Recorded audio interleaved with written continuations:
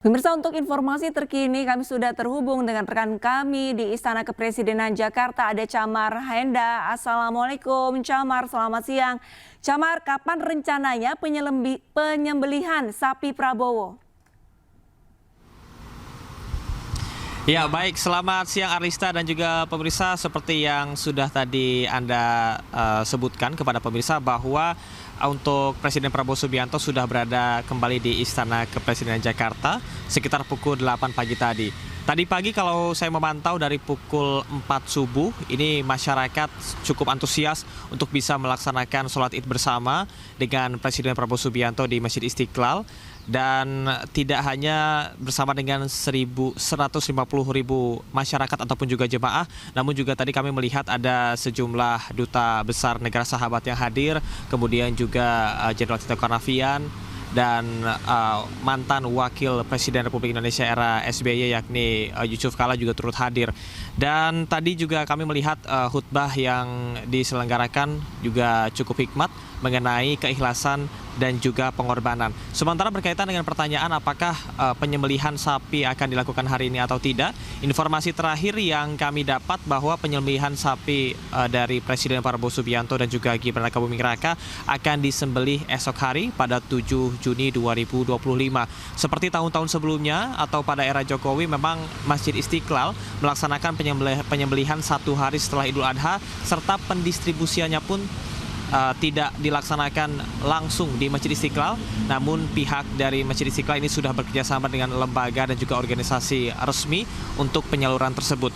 Dan tadi kami melihat bahwa penyerahan sapi tidak dilakukan langsung oleh Presiden, namun diwakilkan oleh Menko PMK yakni Bapak Pratikno di Selasar VIP, yang memang ini menjadi salah satu tempat Presiden biasanya melaksanakan penyerahan sapi. Tidak hanya sapi yang ada di Masjid Istiqlal saja, Arlista dan juga pemirsa, terdapat 985 sapi yang tersebar di 38 provinsi, yakni sapi Presiden dengan bobot ini rata-rata 800 kg sampai dengan 1,3 ton. Arlista.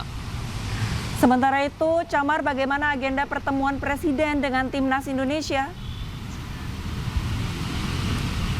Ya, Arlista, berkaitan dengan hal tersebut benar sekali. Kami baru saja mendapat konfirmasi bahwasanya Presiden ini akan menjamu makan siang dari Timnas Indonesia atau skuad Garuda yang berhasil melibas Cina 1-0 malam tadi. Tentunya ini berkah yang luar biasa karena secara otomatis kita masuk ke ronde 4 dan nantinya akan bertemu dengan Jepang.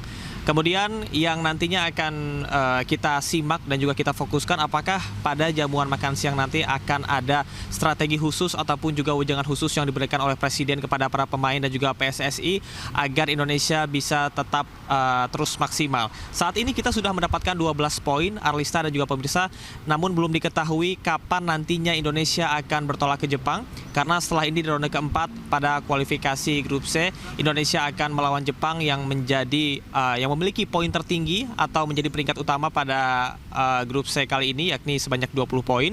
Meskipun ini tidak berpengaruh apa-apa terhadap Indonesia ataupun juga kualifikasi karena sudah otomatis masuk ke ronde 4. Namun tentunya ini dapat menambah poin bagi Indonesia agar bisa memuluskan langkahnya menuju ke ronde ataupun juga menuju ke kualifikasi yang selanjutnya.